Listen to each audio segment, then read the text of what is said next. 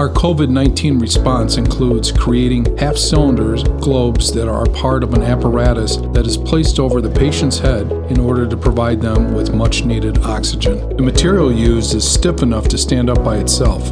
SealWerks utilizes a range of heat sealing technology, including radio frequency welding and hot air welding, and can modify the globes to accommodate ports, plastic or metal rings, and collar seals. With radio frequency sealed liquid containment bags, SealWerks creates a chamber that is airtight. A tube weld can be incorporated so the liquid can drip out of the tubing, as in the case for IV bags. These containment bags can be hung from a frame or whatever is available, and regulators can be added to control the flow of liquid per minute.